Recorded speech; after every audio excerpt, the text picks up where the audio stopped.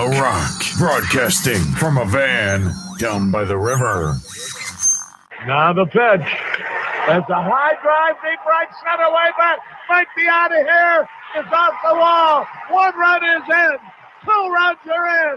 A third man scores. Do you want to hit like a pro? Big Flies, changing the way you play one bat at a time. Handmade, lightweight wood bats, custom designed to individual orders in Chico, California. You can reach Big Flies through Babs Big Flies on Facebook Messenger or simply by calling Kevin 530-513-7371.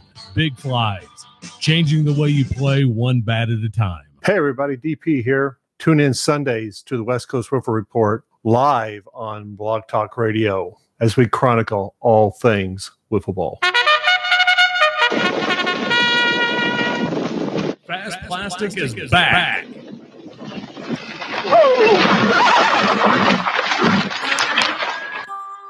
The 2018 Texas Open in Frisco, Texas.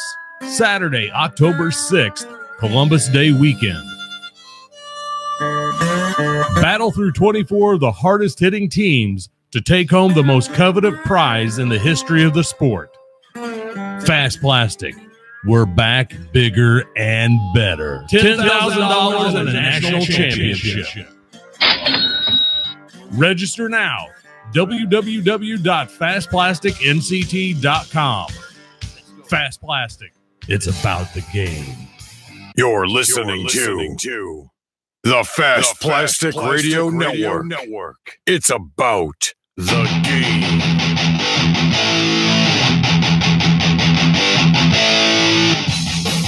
And welcome to the Fast Plastic Radio Network. I'm JB alongside your host, Billy O. How's it going, Bill? All right, as usual. All right. It's another Wednesday in the books for FPRN. Yeah. You know, time flies. Absolutely. I was doing a count before we went live, and this is number 25 for this year. Really? Yeah, number 25. Wow. Absolutely. Give me some juice over here. I'm way off tonight for some reason. Way off, huh? Yeah. I don't know what's going on with that. You don't know. Test 1, 2. Yeah. Any better? Yeah, maybe a little bit more. A little bit more. Yeah.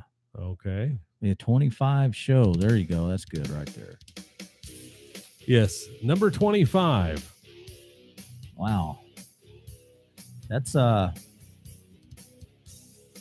almost, how many weeks are we into the year so far? 20, 30 or so? So yeah, but we had a couple weeks there in January that we weren't live. That was through our rebuild, and I think we started back towards the end of February. Yeah, well, I guess we're doing good then. Made it 25 shows deep. Absolutely doing good and averaging between 500 to 550 views on every episode. So I'll take that. That's pretty good. Yeah, and we had some peaks in there too where we've shot up. Absolutely. We did hit over 1,000 on a couple. So also last week we had 11 shares. I want to hit more shares. I want to hit like 30 shares on here.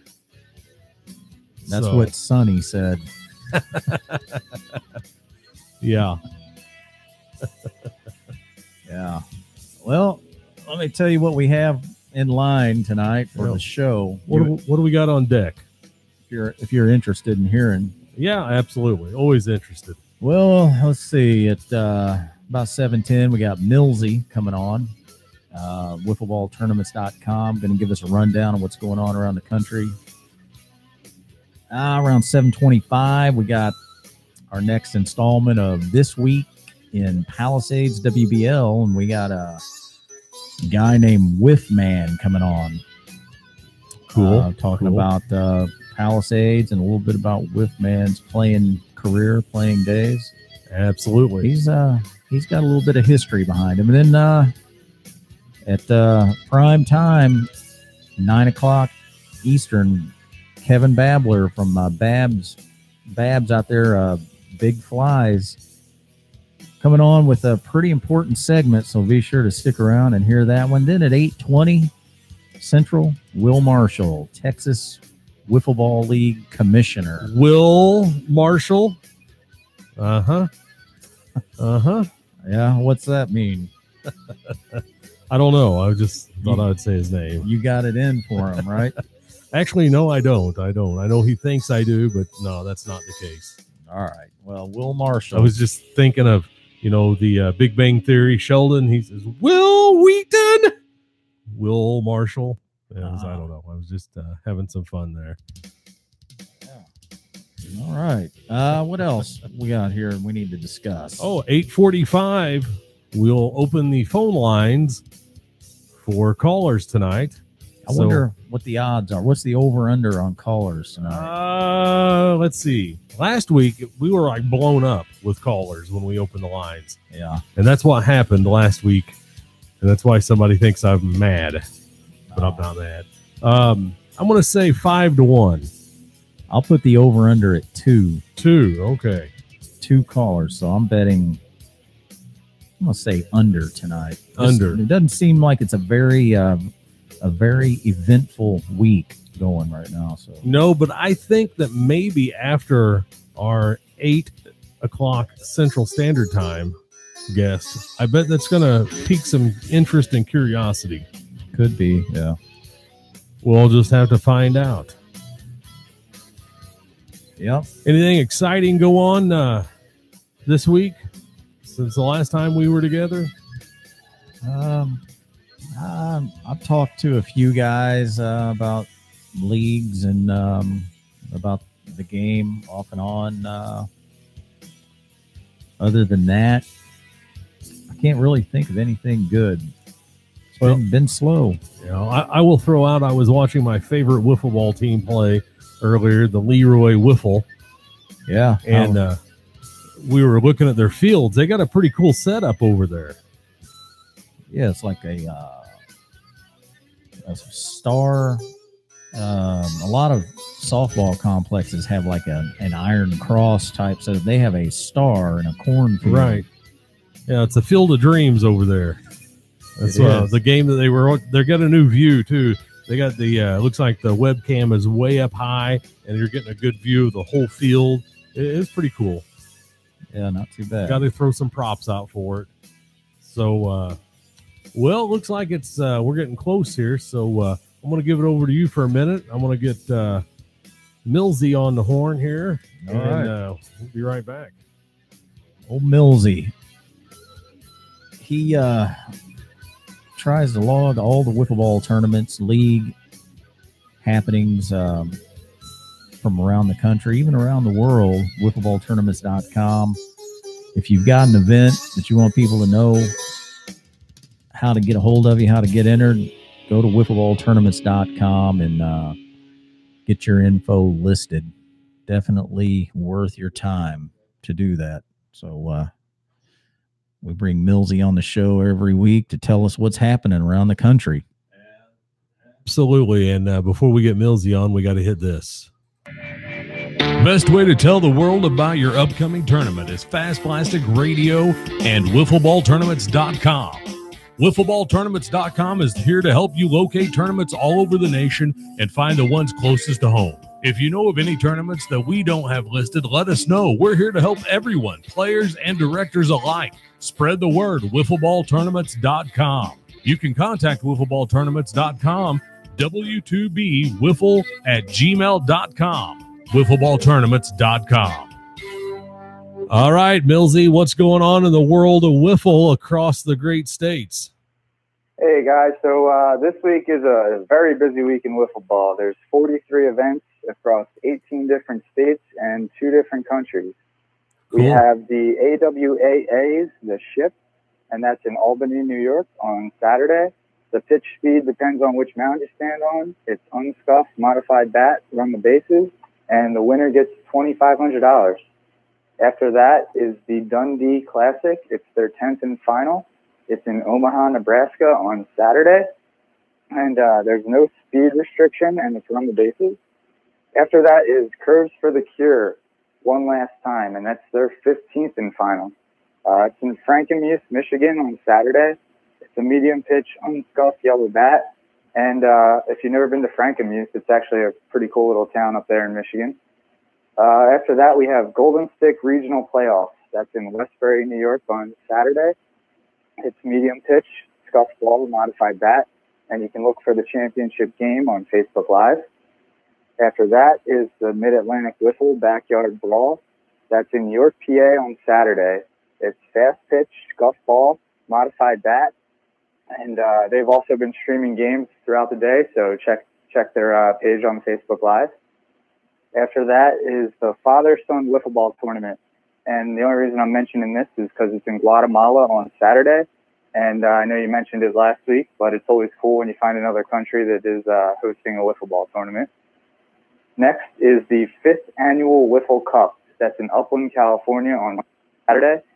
And to sign up for this, you just have to contact Pete Maccabee. Next is the London Wiffle Ball Tournament. It's their 20th annual. That's in London, Ohio on Sunday. Medium pitch, unscuffed yellow bat. And I actually mentioned this one a couple weeks ago, but the date got changed due to rain, so I figured I'd throw it out there again. And last but not least, we have Palisades Week 8 in Blauvelt, New York on Sunday. That's fast pitch, scuff ball, modified bat. And I wasn't able to catch who the game of the week is this week, but you can find that on Facebook Live, usually around noontime. Absolutely. We'll be talking with Whiffman about the game of the week tonight. So great. Can't wait to hear it. Hopefully I did you justice last week when I filled in and tried to fill your shoes. Yeah, you sure did. It sounds better coming from an Eagles fan, though. Yeah. I hear it. So how was that soccer game? It was good. It was raining pretty good for the first hour. So we were drinking quite a few beers and walked away pretty wet. I gotcha. All right. Well, Millsy, appreciate you updating us on what's going on in the world of wiffle ball across the United States and in foreign countries. And we'll check in with you next week and tell everybody again where to get a hold of you at. You can go to wiffleballtournaments.com and click the contact page and send me an email through there, or at wtbwiffle@gmail.com. And like I said, I only mentioned a few, but there's a ton of tournaments going on, and there's quite a few I didn't get to mention that sounded pretty cool. So make sure you check it out if you're looking to play this weekend. Absolutely. We got an actual update here on the Facebook page. It says AWAA is canceled. Okay. So I'll have to figure out when that changes too. Yeah, absolutely. All right, Millsy, you have a good one. Be safe out there. All right. Thanks, guys. Look forward to talking to you next week. See you, man. Yep. All right, Millsy, wiffleballtournaments.com. Who posted AWAA's canceled? Looks like it was Tim McElrath. I'm wondering if anybody can verify that. Anybody out there listening, Jimmy Cole, anybody, give us an update. Tell us if that's true or not. And that way we can confirm that. So, all right. Well, Millsy. Yeah. Well, I loaded us up there. Absolutely. Again, 2 countries got wiffle ball going on. Pretty cool. Guatemala in the house again this week. Guatemala, man. We might have to make a road trip down there after the Texas Open. Just keep right on heading south. Absolutely. Yeah. Just have to make sure we bring our own water.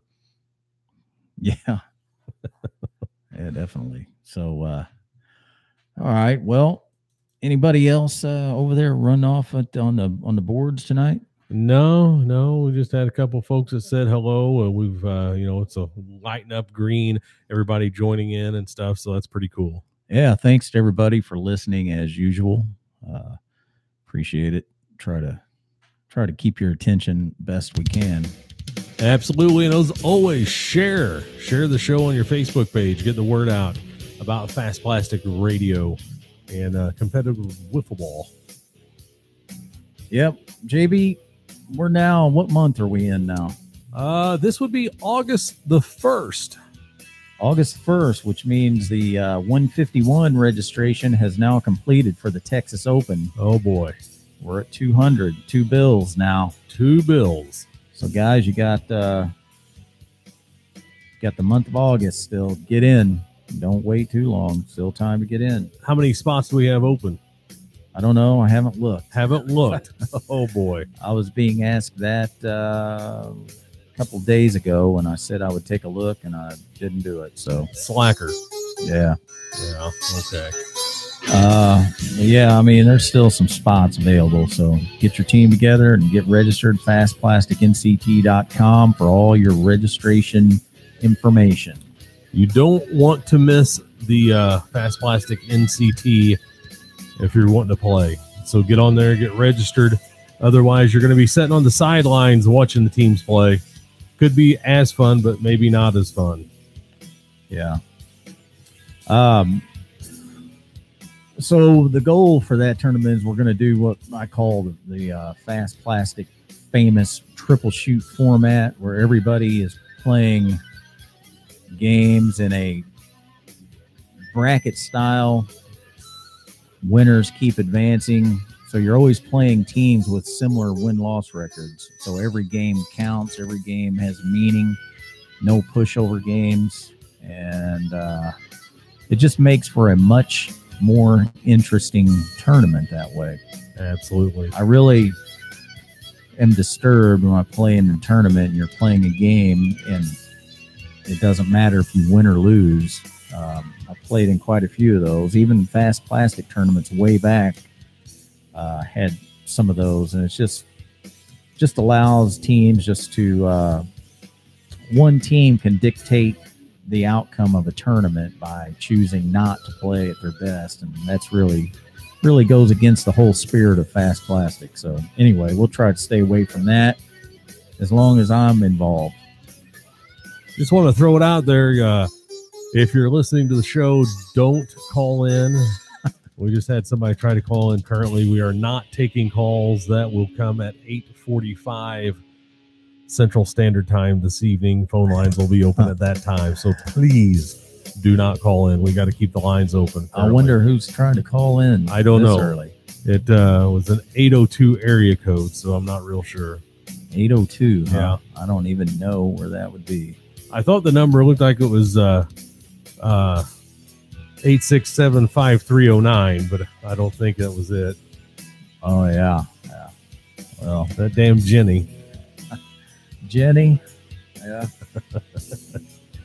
Oh, I'm not getting blown up on the text deal tonight. I don't know. That's a change. Haven't got into the heated conversations, so we're a little ahead of schedule. But what do you say I go ahead and get our next?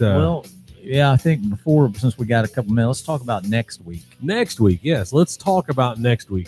Next week will be the second week of August. Right. And no show next week, guys. No show next week. Yeah, we're going to be on our vacation next week. So, but the following week, we will be star-studded, loaded down with guys coming in from coast to coast, giving you everything you could possibly desire whiff related. I'd like to try to get a hold of those Guatemalans. You speak Spanish? Huh? Well, maybe. I don't know. Agua. Uno, dos, tres. Cinco. I don't know. Yeah. I just figured it'd be neat to talk to them, see what they have to say about wiffle ball. I had a friend one time. He was we were hanging out. He's from Colombia. Right? And another friend of mine kept asking him questions like, how do you say this and how do you say that? But he'd say, how do you say gun, and how do you say gun in Mexican? How do you say car in Mexican? That's what he kept asking. And my buddy from Colombia finally said, I don't know, I'm not from Mexico. But it was funny at the time. Oh yeah, that's all right. That's a good one. Yeah. All right. Well, I'm going to go ahead and get see if I can get Whiff Man on the line here. Okay. Let's do it.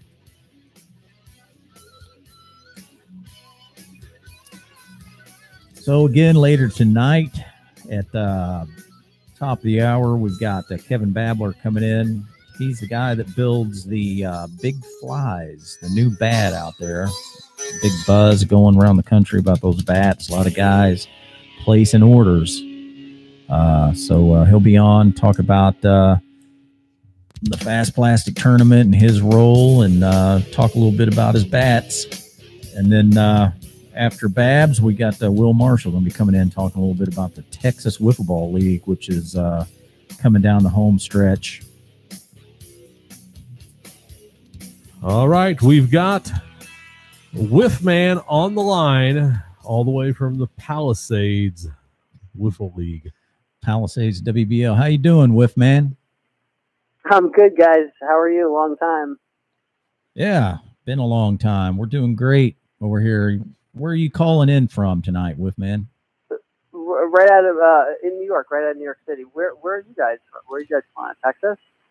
Actually, we're in a van down by the river here. There's a little river called the Big Muddy. We're in a van right there. Yeah. That doesn't sound sketchy at all. No, not at all. We're parked right next to the serial killers. We do have candy though, so if you like candy. Oh my God! Yeah, you guys are doing good. That's great. We actually broadcast out of Southern Illinois. About as rural and as remote as a whiffler could possibly be, I guess. That's great. I actually did a tournament down in I think it was Downers Grove one time about like 8 years ago. Is that what it's called? Downers Grove? Yeah, that's Chicago, I believe. That's about a 6-hour drive from us. Yeah. All right. Well, you've been to Illinois. You can mark that off your list, right? Yeah, absolutely. Well, we're bringing you in tonight for the latest installment of This Week in Palisades WBL. So I kind of wanted to start off interview with you talking about how your league experience has been going this year. I know you play for tied for first place Dodgers right now. How's the league going this year for you, Whiffman? Yeah, I mean, it's great. I love the league. I've loved it. It's my 5th season. I've loved it really since day one. I think the structure of the league is just phenomenal.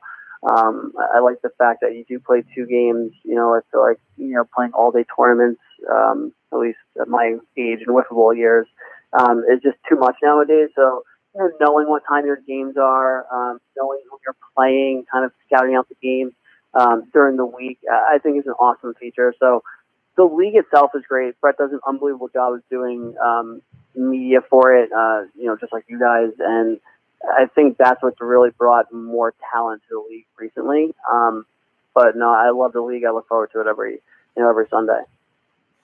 Yeah, Brett does a great job, definitely. He's really made a name for himself and for the league over the last few years. Now, you play for the Dodgers currently in first place. They have an excellent history in the league for winning. However, you guys are locked in a major battle with the Giants, who are last year's champions. So I'm curious, you think the Dodgers are going to knock the Giants, knock them out this year? I mean, what do you think? What has to happen? You just put us on the spot like that, huh? Of course. That's why we're here. Love it.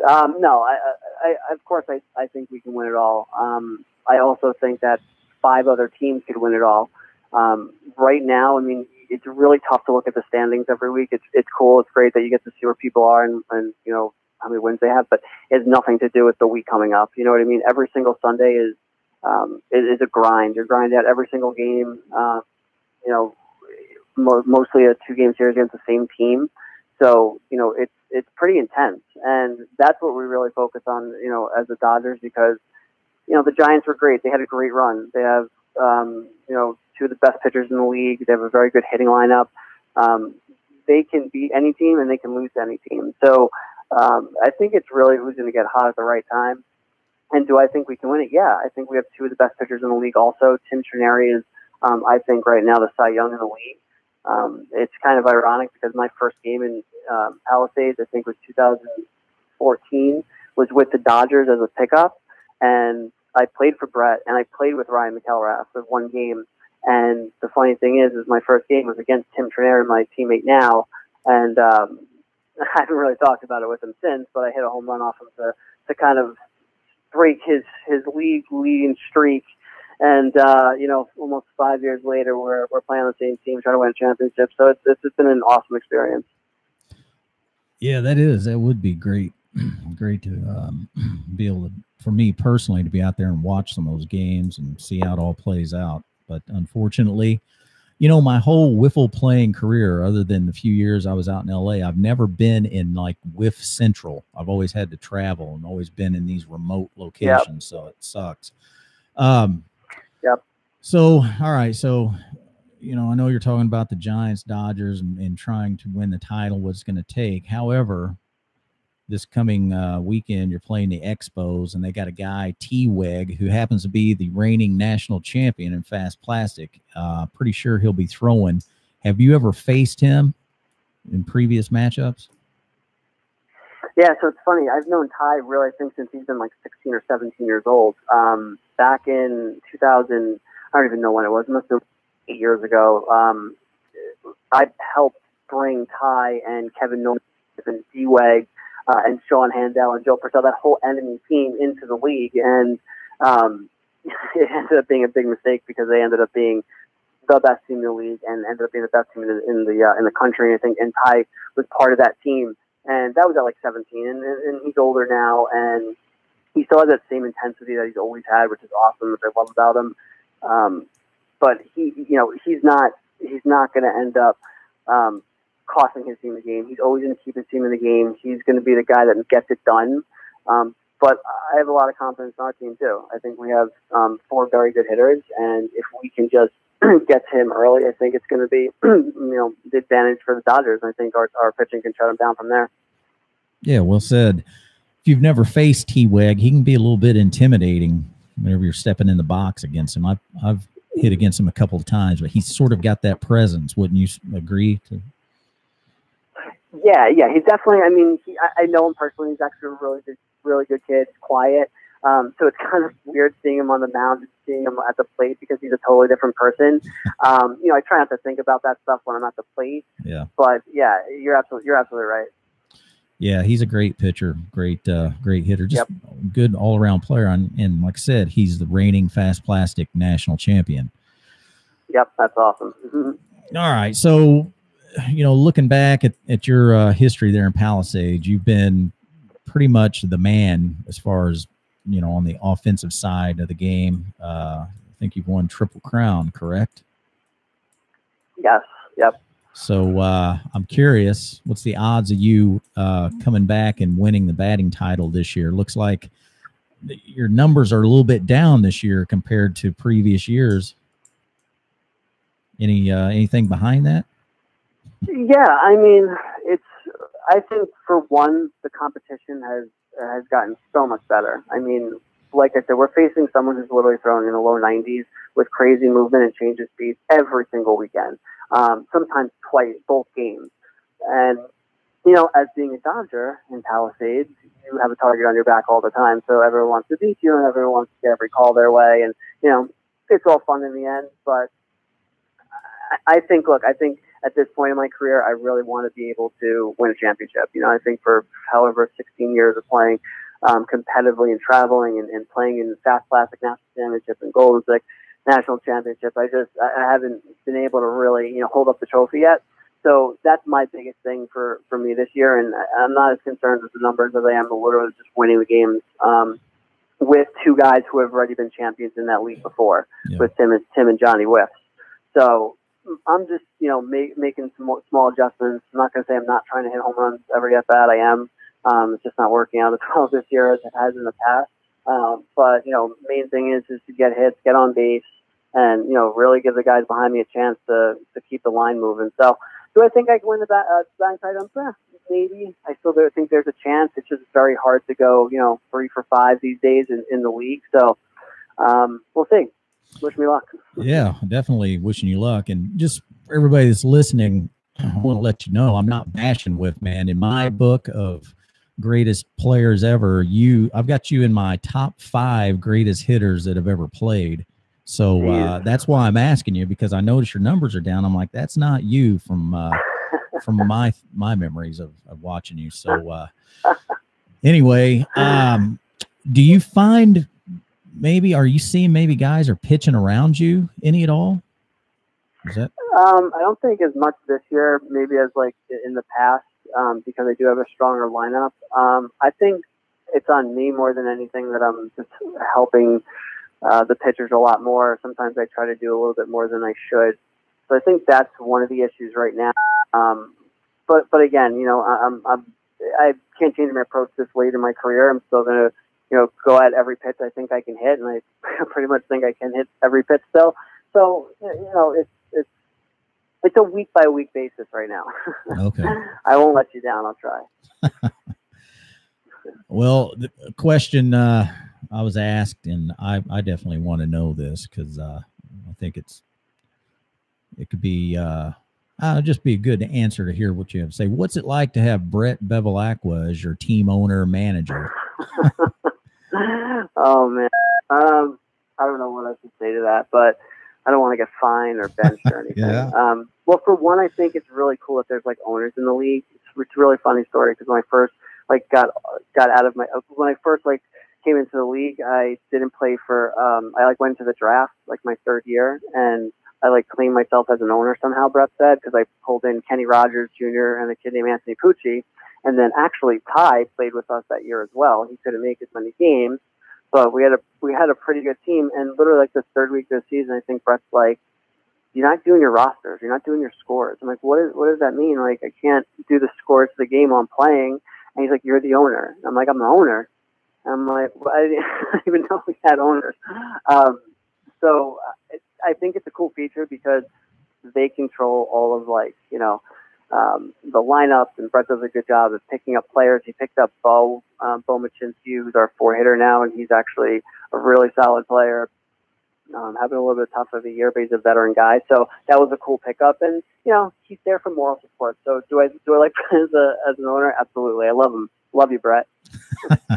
I could see you guys having some meltdowns with each other. It seemed like both very strong-willed, so that'd be interesting to sit in on one of those. But yeah, Brett's a good guy, and he's always going to make the right decisions when it comes to his team, the Dodgers. Absolutely. All right, so let's shift gears a little bit. So let's talk a little bit about your playing history, because like you said earlier, you've got quite a history and quite a history in playing in the old fast plastic NCTs back in the day. So I was trying to figure out what your best season was in fast plastic, and I really couldn't.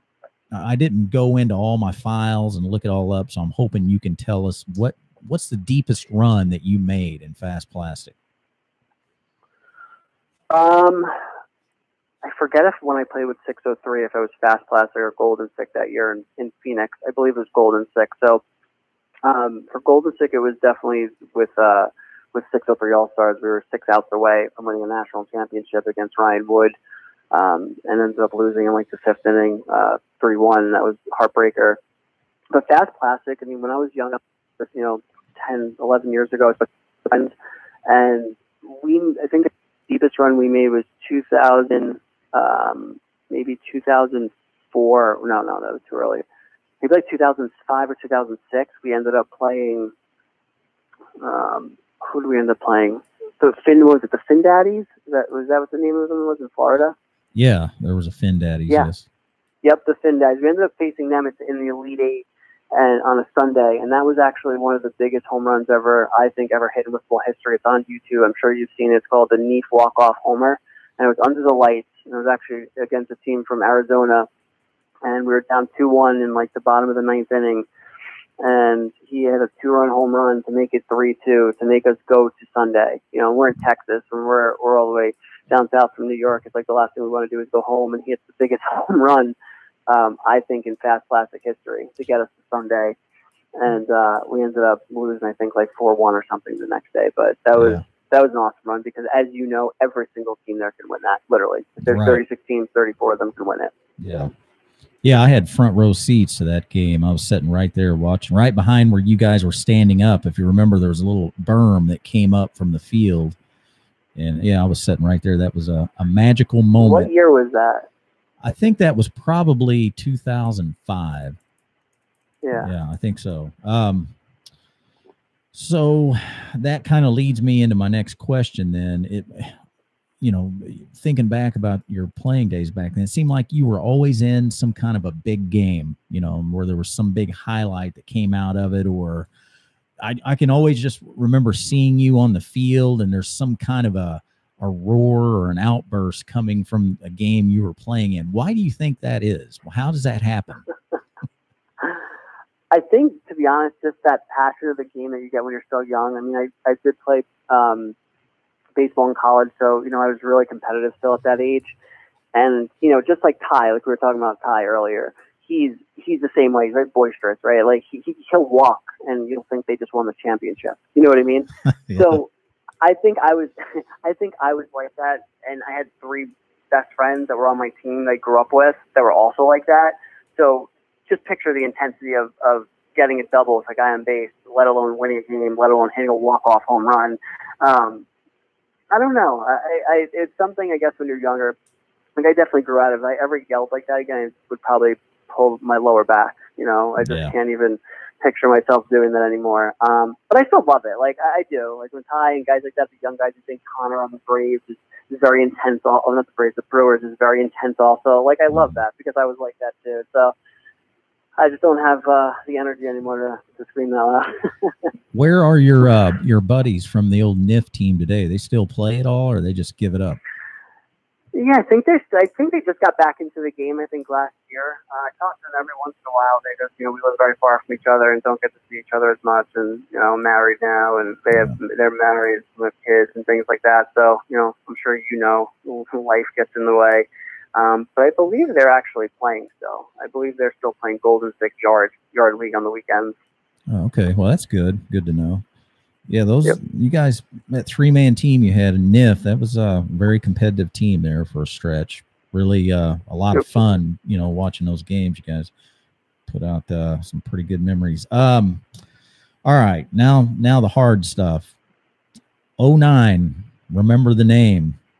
You were the new addition to that team, and I think thinking back, like trying to do the odds, who's the picks to win, you guys were right there because the previous year, 08, remember the name was, one pitch away from winning it. And now in 09, they've added arguably, the top hitter, second best hitter in the game. So you guys are shoe-in to win it. And of course, we know the weather, that was the bad weather tournament. But what happened there? What caused the debacle?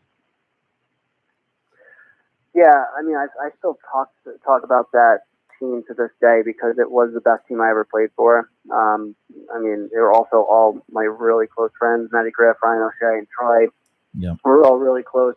I used to play on the Golden Six team with Matty, and I used to play tournaments with Troy and Ryan and stuff. So we had great relationships. So just being on that team with them was awesome. But I really didn't think anyone was going to beat us that year. Ryan O'Shea threw, I still think, the hardest I've ever seen in wiffle ball. Matty was one of the best pitchers. Troy was one of the best hitters. Matty was a great hitter. Ryan was a great hitter. I remember that tournament too. We ended up losing Game 1, I think, to like the Findaddies, like maybe 2-1 or something. Matty pitched good. We just didn't get a ton of hits. And then we faced the Sylvie's team, who's also a friend of mine I've played with before. He and Rob Brunner and all them, and I think it was like 6-1 or 6-2, and I think you can go online and there's a video of me hitting a grand slam and Matty Griff running onto the field defending it that it was fair and not foul, and made a huge commotion. Something you probably heard as well if you were there yelling on the field. That was a big commotion, and I think that tied the game in the last inning, but I believe at the time it was bases first, and then if it was a tie game, we would go on bases and then like hits. Yeah. And I think they had us on that. Yeah, right. So we ended up losing that game. So we're 0-2. And we had to pitch Ryan O'Shea against, I think, like the usual suspects, who was Ryan Wood, Scotty Alford, and I forget who else, maybe Lanigan. It was a great team. I mean, Ryan O'Shea was one of the best pitchers of all time, and Scotty Alford was a phenomenal hitter. Yeah. But yeah, so I think what ended up had Lanigan pitch like the first 2 innings against us. It was 0-0. And then Ryan came in to kind of shut it down because I think he knew if we lost, we'd be out of it. And I think Scotty hit a home run off O'Shea, and it was 1-0. And we were like, where are we going? We're going back to the hotel. At that time, it was like devastating, It really was. And we kind of separated from there, if you will.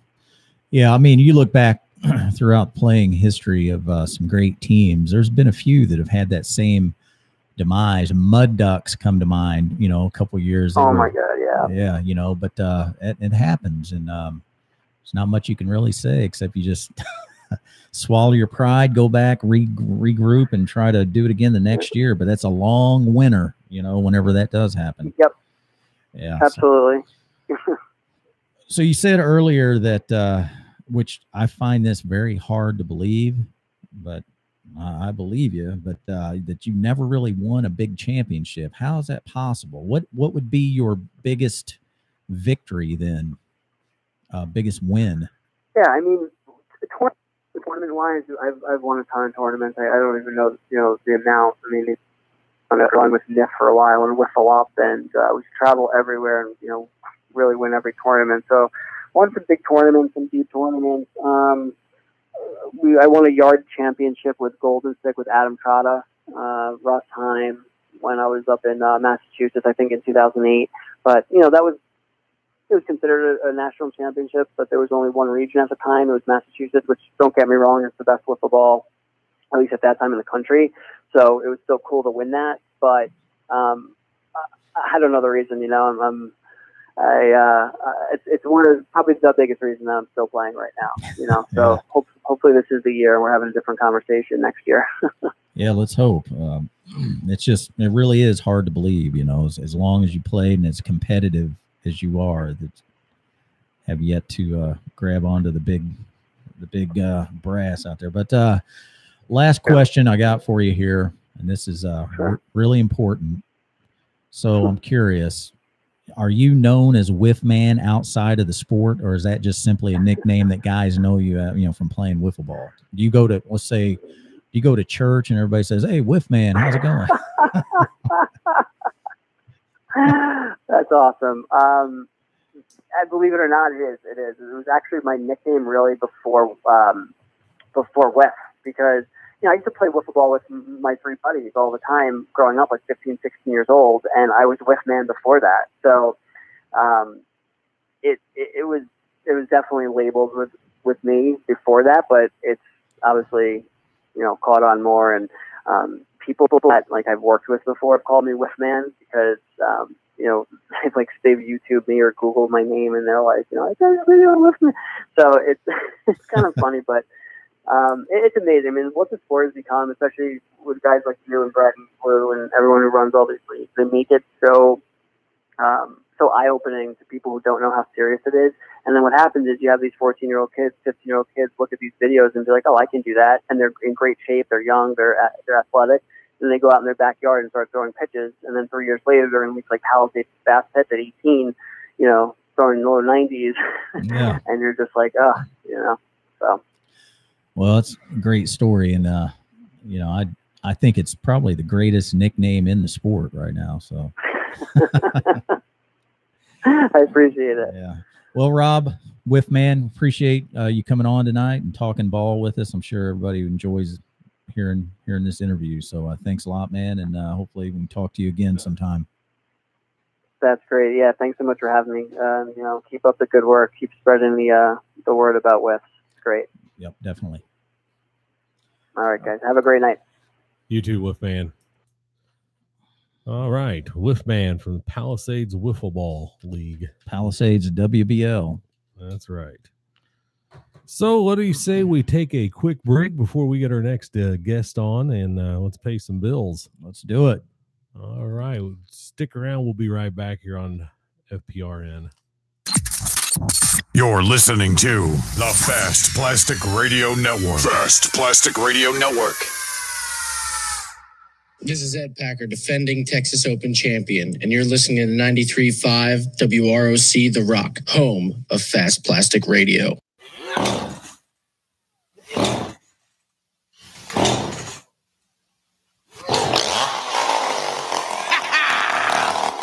Burl's Chainsaw Shop.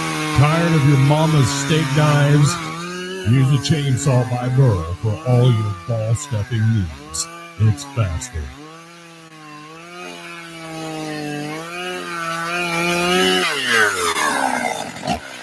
Hey everybody, DP here. Tune in Sundays to the West Coast Wiffle Report live on Blog Talk Radio as we chronicle all things wiffle ball. Now the pitch. That's a high drive, deep right center, way back. Might be out of here. It's off the wall. One run is in. 2 runs are in. A third man scores.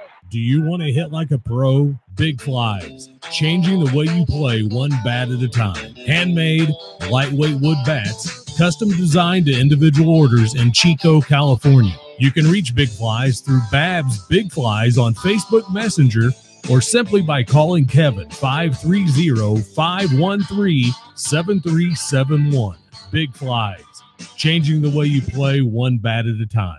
You're listening to the Fast Plastic Radio Network. I am Adam Milstead, and my favorite station is Fast Plastic Radio. My name is Inigo Montoya, and I listen to Fast Plastic Radio. This is Babs from Chico, California, and Big Flies, and I listen to Fast Plastic Radio. This is Sylvie Serrano, Oakland, California, and I listen to FP Radio. And Carl Coffey.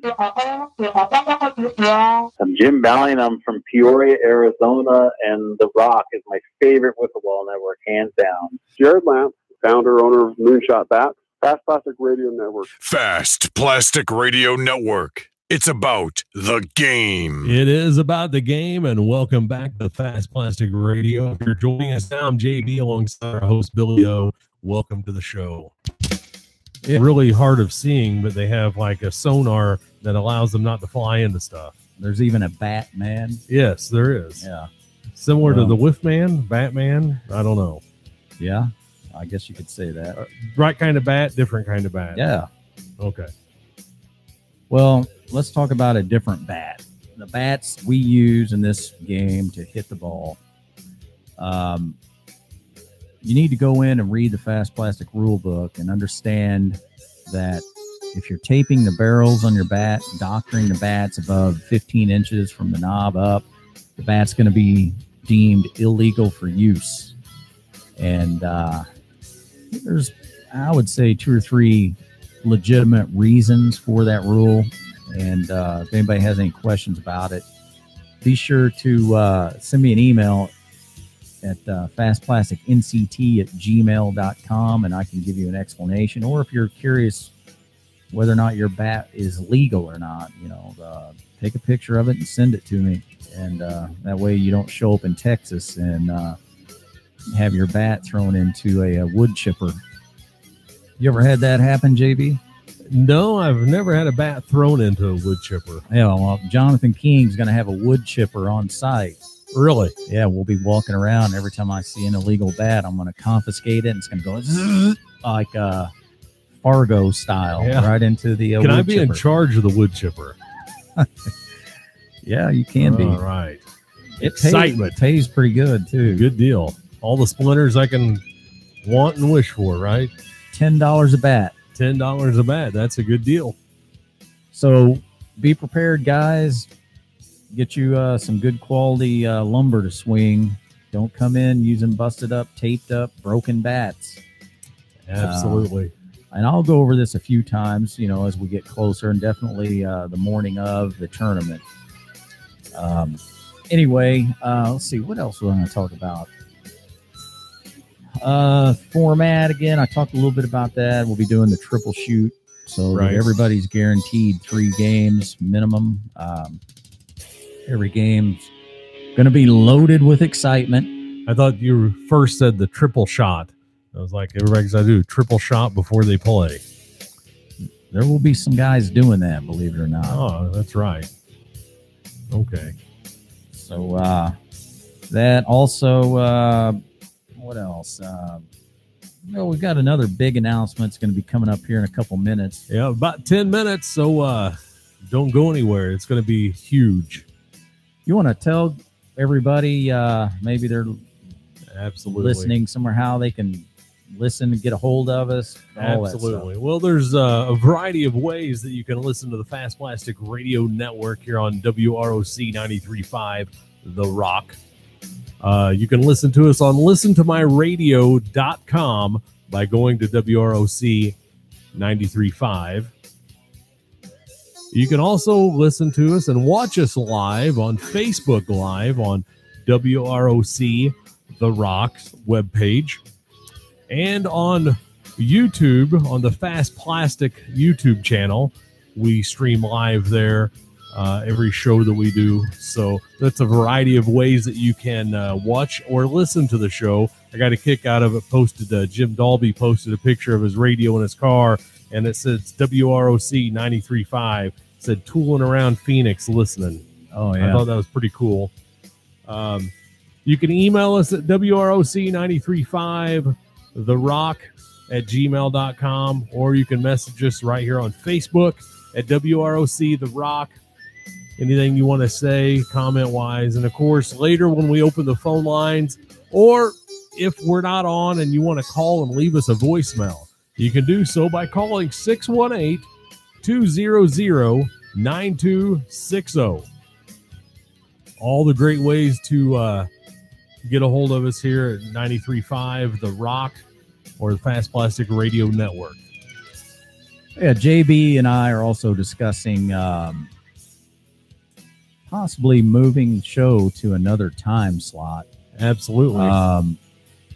Doing a little bit of discovery on that, trying to figure out what works best. If anybody's got any input on that, I would absolutely encourage everybody that watches our show, all 550 viewers out there that watch this, if you've got an idea of a better day or time frame for the Fast Plastic Radio Network, send us a message. Let us know what your input is on that. Well, the one thing, though, we got to make sure of, there's a TV show that comes on reruns, but we can't conflict with it. It's Laverne and Shirley. So, oh, yeah? Yeah, I can't miss that. Okay. Well, yeah, so what night is that? It's pretty much every night. Every night, okay. But, I think one night a week currently right now, Wednesday nights, I'm having to go without, but I'll get 6 other nights. All right. That's good. Let's see. What else? There's something else I was wanting to cover there. Make sure you share on your Facebook page. Yeah, visit the Fast Plastic website, which is fastplasticnct.com. Also, this is what it was, JB. If anybody out there wants to come on the show sometime and talk, tell us about your league, tell us about your tournament, tell us about your team, or anything interesting. Maybe you got a cool idea for the sport, a product, something. Call in. Let's talk about it. We can probably get you set up for an upcoming episode. Just shoot us an email at The Rock or at Fast Plastic and tell us what you're thinking. Absolutely. You can do that by those same methods of contact that we talked about earlier. Or if you maybe want to advertise on the Fast Plastic Radio Network, you can do so too. Yeah, we definitely can do that.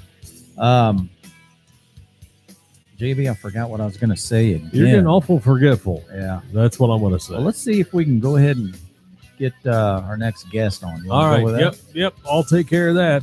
I'll be right back. Don't go anywhere. All right. So the Fast Plastic Texas Open is fast approaching. Columbus Day weekend, October 6 and 7. Festivities begin on Friday night, the 5th. So you're booking flights to come in. You want to be sure you get there as early as you possibly can on Friday so that you don't miss a single minute of the festivities. So Friday, Saturday, and Sunday, you can get out of town Sunday afternoon and get back home in time to watch Laverne and Shirley, guys. Who's your favorite, Carmi, Lenny, or Squiggy? Probably Squiggy. Have to be. All right, we've got our next guest on the line for Fast Plastic Radio. We've got none other than Kevin Babbler, or a.k.a. Babs, Big Flies, on the line. What's going on, Babs? Hey, good evening, guys. How are you? It's good to be back. We're doing great, man. We got to have so far so good. Another great show in the books. So looking forward to talking with you for a while. You know what? I really enjoyed With Man. You know, it's always good to hear stories from all over the United States about, where guys came from and what they've been doing and the teams that they've been on, and it's always good stuff. Yeah, Whiffman's got a rich history in the game, and hopefully he sticks around for a few more years. He's got to get that title at some point, win that big trophy. Oh, yeah, for sure. Yeah, so speaking of big trophies, of course, I just stated we got the Fast Plastic Texas Open coming up, and I'm very happy to announce that Big Flies will be a part of that and bringing you on the show tonight for you to come out and tell us about your role and Big Fly's role at the NCT. So are you ready? Oh, the big secret. Yeah, well, I just want to tell everybody who's listening and everybody in the wiffle ball arena that the Big Flies company, Bat Company, is excited and thankful for the opportunity to announce, in conjunction with Fast Plastic and the FPNCT, the Big Flies will be sponsoring the 2018 Fast Plastic Home Run Derby. Now, players from all over are picking up their own custom-made Big Flies, but really, for those who haven't had the privilege or they're curious about how the bats feel and perform, Big Flies will be providing several different varieties for players to use in the Derby. Fast Plastic NCT has a long history of showcasing the very best players from coast to coast, and we at Big Flies appreciate the opportunity to get our bats in the players' hands so they can really understand what we're doing to be a part of this game and that we play it and the way we play it. And furthermore, as a former competitive player and Fast Plastic Final Four participant with the Chico Bamboos, I understand the importance of having quality equipment in this game and the essential role that equipment manufacturers should play in promoting the growth of our sport. And just being a part of this Home Run Derby, it's a great opportunity to put faces to the names and a great way to meet elite players from all over the United States.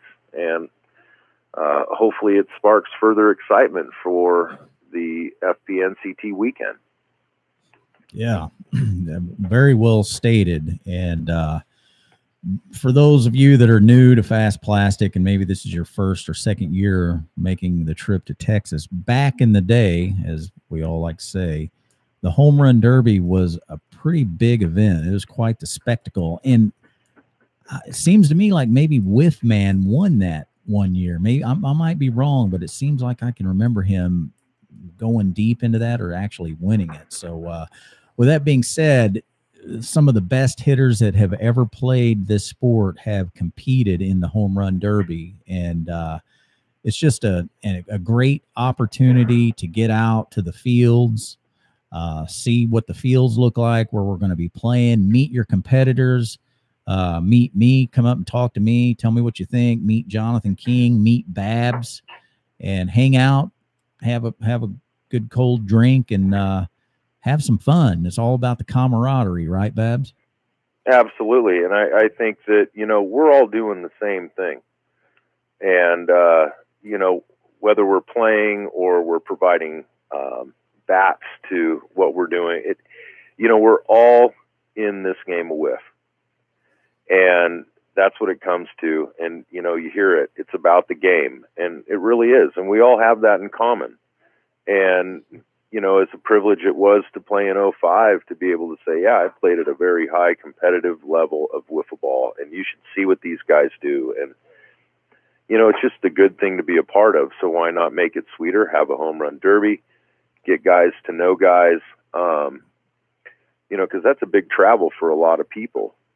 And it's good. It's good for the game. Yeah, it is. And it takes a pretty good size commitment and some money to make that trip down to Texas. But, I think it's well worth it. And believe me, Jonathan King and myself and Tim Dean and everybody else that's supporting the Fast Plastic Texas Open, we want to make sure that your money is well spent when you get down there. Now Babs is a part of this, and I've been talking to Babs quite a bit, and I know he's in this for the long run. His heart is in the right place, and Fast Plastic is here to support Big Flies 100%. So I'm very confident that guys are going to be happy with this bat as it emerges into the wiffle scene. Yeah, I guess emerging is the correct term, because I believe in it. I wouldn't do it if I didn't believe in it, and I have a strong backing to. My thing is, why not go original? We can use wood. Plastic is great. There's a lot of good bats out there. I mean, come on, Moonshot bats are fantastic bats. But again, I think that it all comes down to offering these players, whether you're yard ball or you're elite, giving everybody an opportunity to have options, and really do good to grow the sport and to be a part of that. That's a great opportunity, and I'm, very thankful for that because of how I feel about the game. Well, what I like about it is, you're coming into this as a guy that has played at the highest levels, and you're creating a good quality product, and you're wanting to give back to the community. If all the bat manufacturers out there, all the guys that are making, the Eastons and the Griffies and all these guys, we're buying their products, and I know they're not specifically marketing to us, but if we got everybody that was giving back to the sport in some way other than just selling their product, think about how far ahead of the game, so to speak, that we would be today.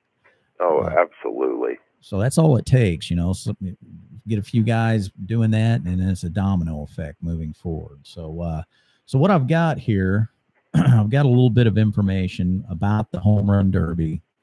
Okay. So I'm bringing it up on the screen. I don't know if guys can see it or not. So it's the official Big Flies Home Run Derby, Friday, October 5th, 2018, slated to start at 5 p.m. The location will be the actual Texas Open NCT Fields. Entry fee per player will be $10 each. No credit cards, no pesos, no checks, cash only. And anything to add to that before I move on, Babs? No, I just I hope that everybody takes a chance to, win some money, and it alleviates a little bit of the problem out of pocket for the weekend. And I think that bringing everyone together is just a great opportunity for this game and for this tournament. And so why not? I mean, especially if you can win some cheese. You know what I mean? Well, speaking of winning cheese, JB knows quite a bit about that, right? Yeah, I've won my fair share of cheese in the past. Yeah. Which did you do the downhill run in Sweden yet? No, I've not done that. No. No. All right, so here's some of the rules for the Home Run Derby. I'll go through these. These will be posted up on the Fast Plastic site eventually, guys. So if somehow I go through these too fast, no worries. It'll be out there. So as I said, it's a $10 entry fee. Players receive 10 pitches, which will be served up by a pitcher of their choice. So if you enter the Home Run Derby, you get to choose your pitcher. 10 pitches, every pitch counts. So you basically 10 throws, and that's it. No more, no less. Pitching distance will be 28 feet, give or take an inch or two here or there, and we will have the pitching mounds moved up to accommodate that. So each ball clearing the fence in fair territory will be deemed a home run. That's obvious, of course. The batter receives 1 point for each home run. Big Flies and FP will offer 2 rounds for the Home Run Derby. So the batters with the best 5 point totals from round 1 advance to the second round to compete for the title. This is a big one. Only Big Fly's bats will be allowed for the Home Run Derby. And as Babs stated earlier, you want to say it again, Babs, how you're going to handle that? Well, I'll be providing the bats for the Home Run Derby. There'll be different varieties, mainly in length. I will have a 33-inch bat, a 34-inch bat, and a 35-inch bat. And I believe that we also discussed that if anybody has a Big Flies that decides to enter before the tournament, they can also use that as well. Yeah, definitely. We encourage you to bring your Big Flies bats and obviously all your bats. And speaking of that, in an upcoming show, we're going to have a guy on it. We're going to talk about the best ways to transport your bats when you're traveling. So that's always a concern, right? I mean, I'm sure you've thought about that, how you ship your bats. You know, there's always a loss potential there. So we want to talk a little bit about that. But anyway, moving on. So here's the thing. So yeah, we got this Home Run Derby and all these great things, but why should I enter? Well, here's why, guys. The Home Run Derby champion will receive the following. First and foremost, you're going to receive a trophy bat. Tell us about that bat, Babs. Well, it's going to be the same design, the same type of bat that you're going to be using in the Home Run Derby, but it will be a special Golden Big Flies, and that's all I can say about it till you win it. All right. Well, that'll be awesome. That'd be one to go up on the wall, I guess, a wall hanger. The next thing on the list of things you will win is you're going to win an official Fast Plastic Texas Open NCT t-shirt. You will also win a Big Flies t-shirt, and you're going to win 50% of the entry fees. So if we get 40 guys that enter, that's a $200 cash purse for winning the Home Run Derby. The runner-up will receive 20% of the entry fees, and then the leftover balance will be used. I'm going to probably buy like a gross of brand new balls, which what we used to do back in the days of the Cedar Park NCTs. We buy a new case of balls, so that will cover that expense. So anyway, that's pretty exciting, and I'm really happy with it, and I think everybody should be really excited that that's one more great event that we're adding to the weekend. Yeah, it's going to get everybody ready. It's going to get everybody fired up, and you know, no sleep the night before type of stuff, adrenaline pumping. Yeah. If you've played in the national championship, you understand what I'm talking about, because it's the same type of thing you need to feed off of through the weekend to be successful. And you know, it's just a great time, and it's some amazing wiffle ball. There are amazing players out there, and to see those guys come down and really showcase their talents, because everybody is different, and that's fun. Yeah. You know, no one wants the same type of player. You know, you can have a guy, you know, 5'8", throwing 90 plus, you know, and then drop balls and, you know, just all different stuff. But I'm just excited for this opportunity, and I hope that everybody gets excited as well. It's going to be a fun time, and just, again, looking forward to it. Yeah, I think in, you know, I'll pick a year, 2007 at the Home Run Derby. I think I had Bruce and I and Tim Dean. I think we maybe had 4 fields going for the Home Run Derby, all right next to each other. And, you know, ball after ball going out, clearing the fences. And it was just a great atmosphere. There must have been 120 guys, you know, out there watching, and then other guys, you know, off on the side playing catch and hanging out, whatever. So it's a great time. So anyway, it's a great way to get ready. Yeah, definitely. So what else has been going on, Babs? You got you getting a lot of feedback and guys chattering about your bat. Any stuff happening up in NorCal these days? You know what, NorCal. Well, before we had our tournament, that we had a lot of success with. But we're actually starting a local wiffle ball league for a family league and kind of easing into it. And then we're going to offer like a medium pitch league in September. And then we are actually going to hold the World Series of Wiffle Ball on October 6th. But unfortunately, I'll be in Texas. Oh. So I don't know how that'll go down, but we're just kind of easing into it and giving kids and families a really good and safe and fun place to go and just let loose and play some whiff. And yeah, so that's really what's going on right now. The whole state of California is on fire, and we have a city north of us about an hour, and they were just devastated, and it's just heartbreaking. And you know, it's burning. So there's a lot of smoke in the air, and it's 100, 105. So it's kind of tough where I am in NorCal. It's not so much the Bay Area that they consider NorCal. It's true NorCal. Yeah, Bay Area is more central California. Yeah, but they want to sneak them into Northern California, and we just kind of shake our head up here. But and other than that, just I've been hearing some really good things, and I've been talking to some really great people, and I've been able to send them bats, and they're excited, and really just working as much as I can to get better at what I'm doing. And as I spoke to you earlier, our weights are coming way down, which I know is really important in competitive wiffle ball.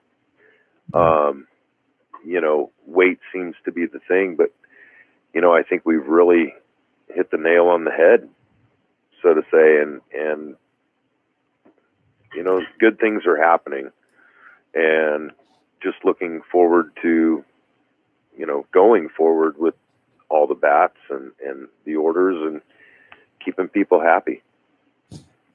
Yeah, that's great. It's seems like there's a lot more ball popping up around the country. Like Millsy was on earlier saying, how many, JB? 43 tournaments in 2 countries.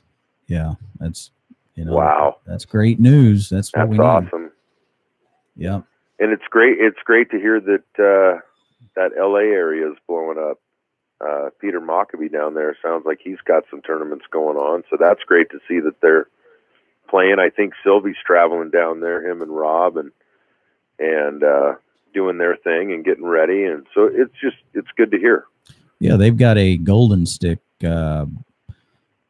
yard league type tournament, I believe, this weekend, so it'll be interesting to see the results for that. I've got Pete scheduled to come on the show in 2 weeks, I believe. We'll get him on.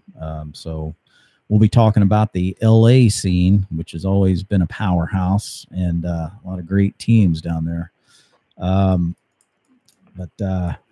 Yeah, I'm curious. One question, you're talking about the fires. Is the air quality up there where you are, is it really bad? I know when I lived in SoCal, in Southern California, when the fires were going, the air quality was just horrific. And there were some days where you couldn't hardly function, So what's it like up there? You know what? The air quality is not that good.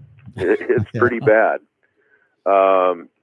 Chico sits in a valley, and then even the foothills are just covered in smoke. And, that fire up north of us is 110,000 acres or something of that nature. And so you could only imagine, what that would cause. It's just devastating. And our hearts are broken for those people. And, it's just a tough time because California does this every year, but I think I heard that it's the 7th worst fire season in the history, and that's hard to imagine. But it's pretty bad, and it's hot up here, so it's tough to do anything. Yeah, it's brutal. I'll tell a real quick story here and bore everybody to death. But when I lived in the Los Angeles area, I ran a business that was in the San Gabriel Valley, and it was in, you know, these mountains coming down and this long strip of this industrial area, and the fires were coming down out of these mountains, and it was like, the only way I know how to describe it is it was, you know, high noon, and it was like it was 10 o'clock at night and fog, and you just could not breathe. And we had to shut down. I had to shut down the company for a couple of days just because it was so hazardous on everybody's health to be in that environment, not to mention not knowing if you would even be able to get home through the highway system, you know, clogged and closed. So anyway, we hope that stuff stays out of your neck of the woods there, Babs, and doesn't, especially. Yeah, well, I do too, and it's just, you know, lots of prayers to those people, and, you know, you hear stories and you hear updates, and, you know, you wish you could let every one of those people know you're thinking about them, but, you know, and it's weird, but life still goes on, and, you know, we're only an hour away, and we're all going to work, and we're all doing our thing, and not having to worry about homes being devastated. And, you know, and it's not too far off from Santa Rosa, I'm sure you heard about last year, and you know, they were devastated too. It's that time of year where, you know, one pops up, and the next thing you know, there's 10 fires going statewide, and they're not small. Yeah.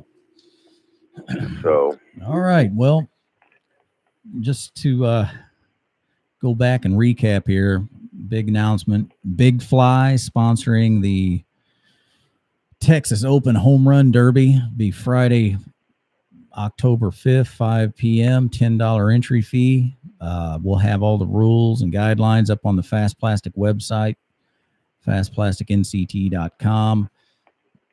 We really appreciate Babs and Big Fly's Bat Company getting involved in the sport and with Fast Plastic. And we're really thinking that we're going to see some great things. Guys, get over there, check out Big Flies. How can guys find you, Babs, and get a hold of you? just like the little spot says, you know, you can call me at 530-513-7371. You can get in touch with me through Facebook Messenger. You know, like I said, I don't have a website, but it's because I really like to talk to my customers and kind of get a feel, because, you know, that I want to make custom bats. I don't want to just some run-of-the-mill thing for someone, you know. So, you know, give me a call. Let's have a chat, talk some whiff, talk the bats. And again, thank you guys. Thanks to Fast Plastic for giving me this opportunity. And we're really looking forward to it. And we're excited. And hopefully others are too. All right, Babs, we appreciate it. And we'll talk to you soon, and we'll see you in Frisco. Sounds good. Take care, you guys. You Good night. too. All right. Be safe. All right. Babs from Big Flies there. And with that, I think we're going to take a quick break. We'll be back right here on FP Radio with our next guest coming up soon. You're listening to the Fast Plastic Radio Network. Fast Plastic Radio Network. Now the pitch. There's a high drive, deep right center, way back. Might be out of here. It's off the wall. 1 run is in. 2 runs are in. A third man scores. Do you want to hit like a pro? Big Flies, changing the way you play one bat at a time. Handmade, lightweight wood bats, custom designed to individual orders in Chico, California. You can reach Big Flies through Babs Big Flies on Facebook Messenger, or simply by calling Kevin 530-513-7371. Big Flies, changing the way you play one bat at a time. Hey everybody, DP here. Tune in Sundays to the West Coast Wiffle Report live on Blog Talk Radio as we chronicle all things wiffle ball. Fast Plastic Radio Network. It's about the game. Definitely about the game, and we're back, and we're going to get our next guest on. All right. That's Will Marshall. Will Marshall of the Texas Wiffle Ball League. He's the commissioner down there in the Lone Star State, and he also does a a lot of work to help bring the Texas Open to Frisco. So anybody out there that doesn't know that, you need to send a thank you to Will for his support, help, and assistance with everything. He's a great guy. He's out there making the rounds, trying to talk to a lot of guys around the country about the sport. He's very interested in what you have to say. And we got a good relationship with the Texas Wiffle League and Fast Plastic, and we're going to have some great things going forward. So, absolutely. And we've got Will Marshall on the line. How you doing, Will? I'm doing great, JD. What's going on? Well, you know, it's another great episode of the Fast Plastic Radio Network here, and we're glad to have you on the air. Yeah, it's a pleasure to be on. Thanks for having me. So, Will, you've been all over the place. Where in the hell are you now? Well, believe it or not, right now I'm in Seattle, Washington. I'm up here doing a baseball recruiting trip.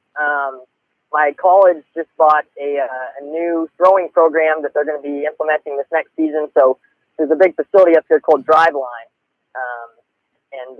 So we're going to go check it out all day tomorrow and kind of see, how their program works and how they teach it. And then, just get a good feel for how we can implement it at our school next year. And, go to a Mariners game tomorrow night and then turn around and come right back to Dallas. So nice quick trip there. Yeah, sounds like you got it going on then. That's good times at the Mariners game. You have to send me some pictures. Of course, yeah, Mariners Blue Jays. So I plan on wearing some Blue Jays gear just so I can rile some people up. Oh, well, if you were going to go to a soccer game, I would recommend not doing that. But baseball, I think you can probably get away with it. Yeah, I can get away with it. I did it once at a Cubs game. That didn't go so well. So I think you got to pick your places. Yeah, definitely. So let's talk a little Texas Wiffle Ball League, if you don't mind. You know anything about that? I think I might have heard of it once or twice. Yeah. So what's the status of the league right now? How far into the season are you? You got playoffs coming up. Tell us a little bit of how the season's going so far. Yeah. So believe it or not, we're in week 8. This is the last week of regular season for us, and tonight's the last night of games. Playoffs start on Monday. And so just to give everyone kind of a background of how the league's set up, we have a league based on 4 different divisions of play based on skill level. So D1 through D4, D1 being the most competitive, D4 being the least. So when playoffs roll around, we have kind of like a Final Four bracket, the way it matches up. But the D4 teams will all have their own round-robin tournament on Monday. The D3 teams will have their own round-robin tournament on Tuesday. And then the first game Wednesday will be the matchup of the winner of the D4 bracket against the winner of the D3 bracket. And then the winner of that gets placed into the D1 and D2 bracket. That'll play in a 4-corner March Madness bracket that will eventually come down to one champion on Friday night. So it's 5 days in a row of intense playoff wiffle ball, but it's everyone's favorite part of the season. We do our definitely our best announcing, best player recaps and things like that at that point. And, typically we'll be able to get a live stream going for almost every single game. So everyone will definitely be sure to tune in. The best games you'll see will definitely be Wednesday, Thursday, and Friday night. Okay. I've been trying to watch, and I have to ask you this because I'm really curious. Some of the videos where I've tried to watch, the camera is flipped over on the side, and I'm trying to watch it on a PC or a laptop, and I can't tilt my head sideways long enough to watch an entire game. What's going on with that? What do I need to do? Interesting. Yeah. What's so happening? I know on an iPhone, if you go and you swipe from the bottom of your phone up, you'll pull up the control center. And if you put your lock screen on in the control center watching on your phone, then you'll be able to watch the camera view that we have from sideways. So we've just been doing it in a landscape view just so you can see more of the field. But that's a good point because I have heard that a couple times that from PCs you're not able to watch it clearly. So I might just switch the landscape. That makes it easier on everyone. But we found that as we tested it the last couple months, it's been working pretty well when you can see it from the landscape view, and then we've been just screenshotting it, basically doing a screen capture afterwards, so we can get all the footage from the live feeds, and then we can also get all the footage that we've got going from GoPros and things like that. So we got multiple camera angles, and video that we can pull from. Just we've got tons of footage going into the off season to be able to make some cool hype videos and stuff like that. So that's a good point, though. I'll make sure to put that on my tabs for this next week, Billy. That way, when you're tuning into these games, I'll make sure they're in a way that you can watch them without having to put your laptop on its side, like sitting on the couch or something. Well, yeah, that, and especially if I want to watch it on my big screen TV in the living room, I can't. Not just you. I've seen other leagues doing this as well, but so right. you've eliminated me from being able to watch it in my living room on the big screen TV, which, back in the day, we would have loved to have had the ability to watch these games, on, these big TVs. And now we have that. And I just want to make sure everybody's aware that we can't do that. Or if there's technology out there that allows me to do it somehow with an adjustment, JB? There is technology. You just got to turn your TV. Oh, yeah. Okay, well. All right. Well, anyway, so I know you've been in Michigan for most of the summer playing ball up there, but I'm curious to get your take on the overall talent in the Texas Wiffle Ball League. Do you feel you guys have progressed? That you're seeing the players getting better and better, pitching getting better, hitting is stronger? What's your take on that? Yeah, so I'm kind of like you for most of the summer, right? The only take I had on it for the first few weeks was really what I was hearing from the guys, the commissioners down there running the show, and what I could see on the live stream. But the whole goal this year for the league was to create a more competitive atmosphere, and it was based on the crop of players that we had, and most of them were current high school or current college baseball players. So we said, these guys might be first or second year wiffle ballers, but if they're put in the right environment, they should be able to progress, and excel at a faster rate than some of these guys who are, 5 years removed from baseball or something. So what we did a little differently was, by splitting up into divisions, and then we did more of like an inter-division play. So, the best teams played against the division that was slightly lower than them, and the lower divisions had to play 2 games against teams that were better than them. So no matter what, someone was going to get better playing against teams that were better than them, and if you were playing teams that were worse than you, that allowed you to develop your pitchers that weren't as ready to pitch to that next level. So it was a pretty cool system that we worked out, and really what made it possible is that we switched everyone to playing by the same set of rules. In the past, we kind of transitioned from being a 5, 6, 7 years ago, just a naive league where we played yellow bats and no scuffs, and we knew nothing about any of the tournaments that went around the country. And it's slowly but surely, as we learned about more tournaments and different styles of play and how to make the ball move more and how to cut the ball and things like that, we progressed into a league now where we have very competitive players. So I think from an overall national standpoint, I think we probably have 5 or 6 teams that can compete with the squads they have right now without forming even super teams at the Texas Open. But obviously we're going to put 3 or 4 teams together for Texas Open that that we feel have the best chance of being able to compete, and hopefully we get some young guys in there playing that haven't played on a tournament scene before. And I think that's the hardest part with some of these new players in new leagues and stuff, whether it's NWLA or even some new Golden Stakes or new Palisades guys. Like, if you've never played in a tournament before,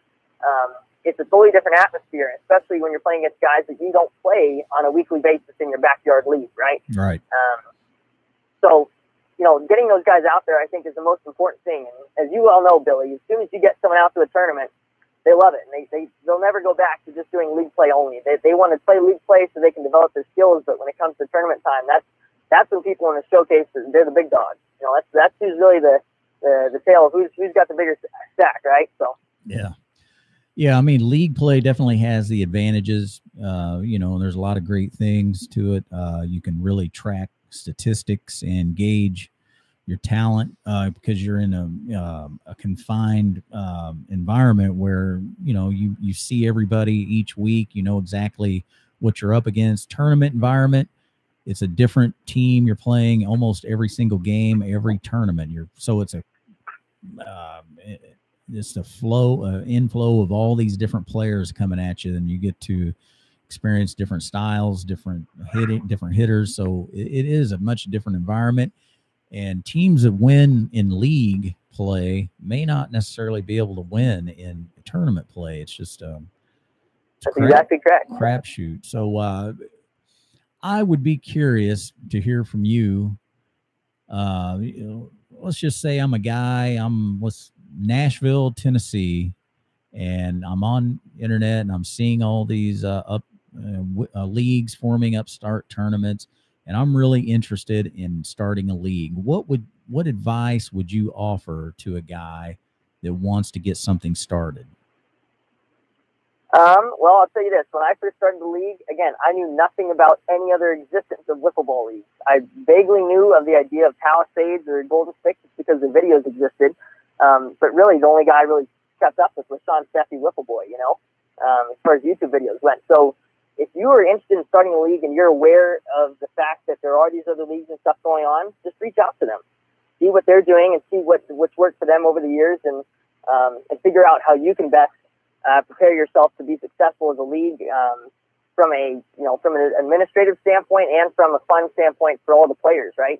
The player experience is the most important part. So if you're trying to start a new league, definitely, go on Instagram, go on Facebook, reach out to all these leagues that are already existing. And, for example, for me, I call, Brett Bevilacqua all the time and find out, he's been doing this for, 5, 6, 8 years longer than we've been doing it. So any information I can get from him that, an experience that he tried or a rule that he tried that didn't work out and why it didn't work out, say, okay, well, I could save myself the time of making mistakes or trying to test something and without knowing if it works just by reaching out and asking someone who's already done it before. So if you're starting a new league, just feel free, message us on Instagram, message any of these guys on Instagram. We've got leagues and they'll be more than happy to spend their time talking to you because we all love wiffle. We all want it to prosper and everyone to do well. So, the more competitive wifflers we got out there, the better these leagues are going to get and the better the tournament's going to get. So don't be shy. Reach out. What do you suggest? What approach would you suggest as far as going to the park or the city and asking them if they want to get involved or give you a plot of land or allow you to use their park? Anything in particular? Well, I can tell you right now, we're still in a backyard, and it's a 4-acre backyard lot that we're in, but we're getting ready to do just that, Billy. We're getting ready to try to get into a public facility like that. So if I can, obviously it's going to take me a couple months to figure out what the exact right way it is to go about it, but I do know that if we go from the standpoint of the city, right, if you go ask the city manager for, some kind of park space for a wiffle ball league, they're going to go, what the heck are you talking about? So, have some kind of detailed plan where, hey, this is what we're planning to do. These are the other country that has shown and proven that this works. And then from there, it's just up to them whether or not they want to give you a space or not. But just some other ideas for guys. If you feel like the parks aren't going to work out, go to a church, go to an old elementary school, go find just an area. If you're kind of an older city, go find an area in a space in a park or an old backstop that hasn't been used in years and they don't rent it out to teams and, ask them if you can do something there. And, worst case scenario, if you can't get any of that done, do what we did. We literally were just in someone's backyard or we just went to the park and set up a temporary field every week and took it down at the end of the day. And we did that for the first 5 years and we had up to 120 people out there doing it. So, no one's going to say anything if you're out there at the park and you set it up for one day and take it down. So, worst case scenario, if you don't feel like you're ready to go through all that to get something really secured with the Parks Department to do something, get the league started at least and on its feet just by going and doing a temporary field each week somewhere at an open space. And then from there, you can kind of work your way up. And what's the best way to track down competitive players, guys that actually you would know how to throw a ball? How did you go about finding these guys?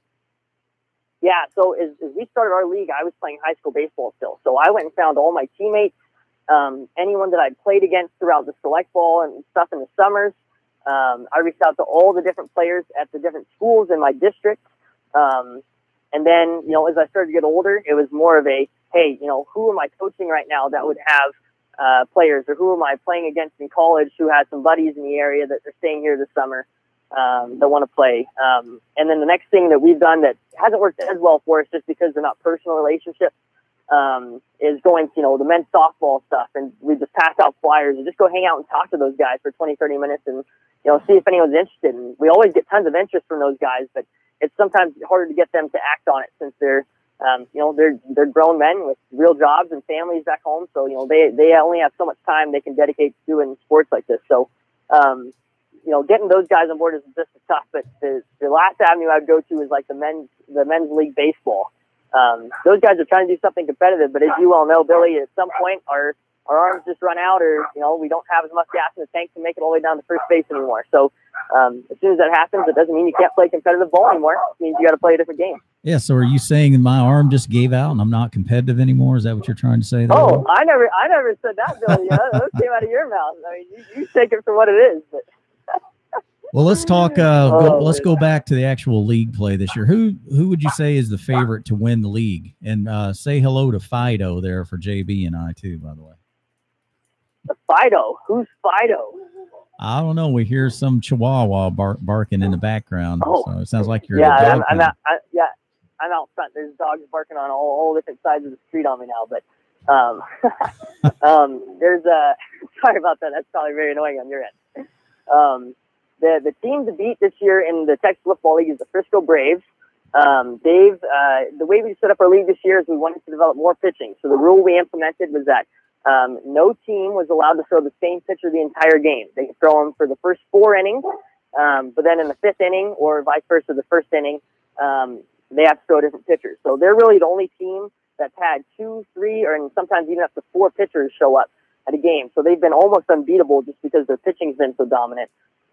Versus some of these other teams, if they only have 1 or 2 of their pitchers show up and if someone's not on that day, they get into trouble. So Braves definitely have the best shot right now. Definitely have 2 of the best hitters in the league as well. So as far as guys to watch out for, that'd be the top team to watch out for. And then I think I'd say the next best team to look at would be the Jaeger Bombers. They have 2 or 3 stud pitchers, and they've got some hitters that have been getting hot lately in just these last couple weeks. They started off pretty slow, but they've been doing pretty well lately. So those would be very good matchups to watch as you see them go through the playoff bracket. And as always in Texas wiffle ball, things really get hyped up as the playoffs come around, and people realize that there's more than just a little bit of pride on the line. You get to put your name on the trophy, win a little cash prize, and go from there. So it's about that time of year, Billy. It's about time of year for people to start getting hyped. It is. What's your team? I played with the North Texas Six with Jonathan King. So right now, Jonathan's got. He says he's going to come out and throw. I don't know if any of my guys are listening in right now, but he might make a guest appearance and pop some ibuprofen and just to bring out old drop ball and see if he can hit Johnny. But we'll see. We'll see. If he does it, then they have a very good chance of being competitive. But the scary part about Johnny King is there's no telling what he's got left in the tank. So he might have 1 game. He might have 4 games. There's no telling. So he's definitely an underdog that no one's going to see coming. But if he does come out and toss those first couple games, he can definitely get himself to the championship, and then hopefully his young stud can kind of come out there and throw. But so our league play rules right now are that if you don't participate in half the games and haven't been on the roster the entire season, then you cannot participate in the playoffs. So because I've been out of town all summer and haven't participated in any of the games, I'm not going to be allowed to play in playoffs. So I'm going to be more of a administrative role and making sure the game's going smoothly for playoffs, and then taking pictures and videos and stuff like that. So yeah, that's good. If we work it out in the way I hope it does, then maybe I'll get to at least hit in the lineup and at least get some at bats in before Texas. So we're going to do even a little more of an instructional league too. Once this season is over, just so we can get all of our guys that are going to participate in the Texas Open to be playing against each other, on a weekly basis, just so that everyone's staying hot and fresh for October. Very good. If somebody wanted to get in and check out your league, where do they need to go? Yeah, so if you want to go check us out on our website, it's www.cwbl.net. If you want to find us on Instagram, just look up Texas Wiffle Ball. Facebook, same thing, Texas Wiffle Ball League. Twitter, Texas Wiffle Ball. All right. Well, that's Will Marshall, commissioner of the Texas Wiffle Ball League down in Frisco, home of the Fast Plastic Texas Open NCT. And Will is he's the man down there in Texas, right up there, pretty much getting up there with Tim Dean. So don't put me on that level. That's too much pressure, Billy. Yeah. Texas Tim is the man. Yeah, Texas Tim is the man. You got that right. So anyway, Will, thanks for coming on the show tonight. Appreciate it. Yes, sir. Of course. Thanks for having me, Billy. JB, always good talking to you. Absolutely, Will. You have a good time up there, and be careful of that pack of dogs. Yes, sir. Will do. Have a good one, Will. All right, see you guys. See ya.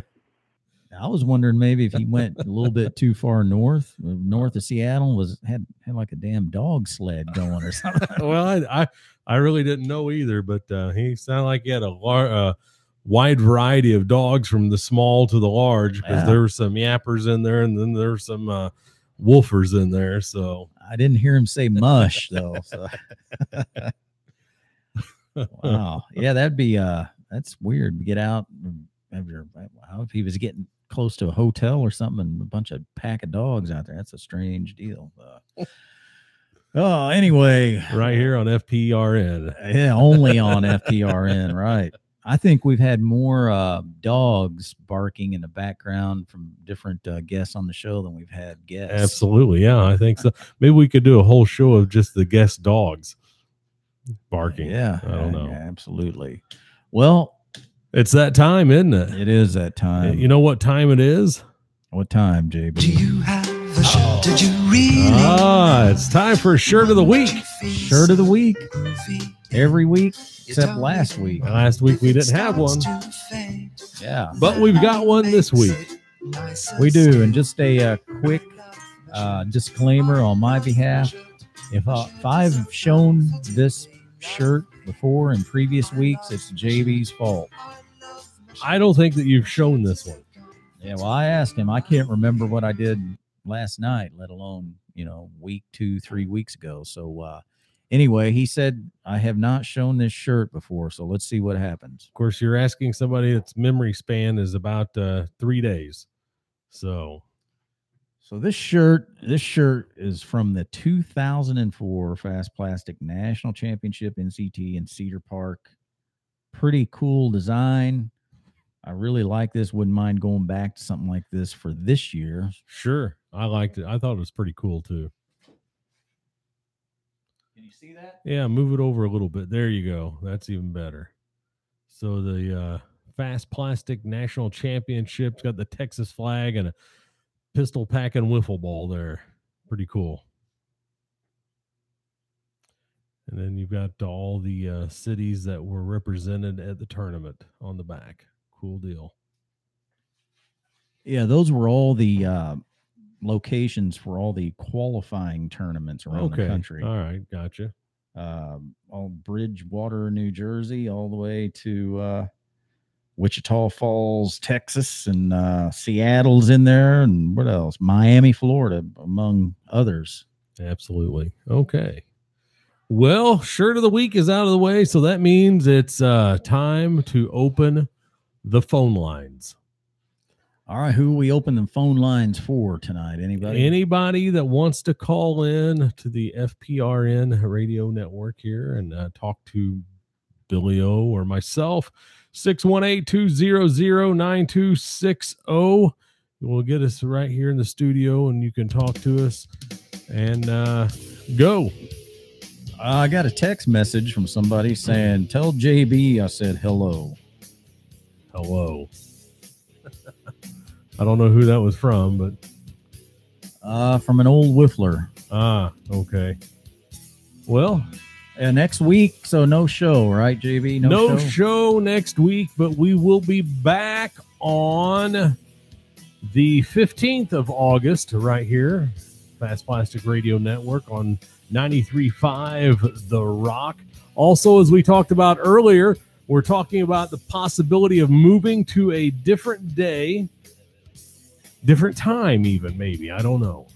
So if you're listening, watching, or rewatching, and you think of a better date, or not date, but day, time frame, message us. Let us know what you think. What's the best day of the week for you to watch the Fast Plastic Radio Network? That you can be watching us live. Yeah, and also we want to know the time slot best available.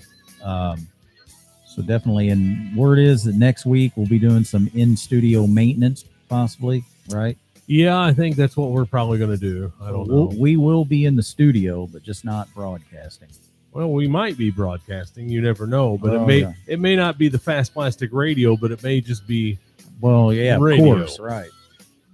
So, Anyhow, phone lines are open, 618-200-9260. As you can see it on your screen if you're watching us live. I mean, we've got all of...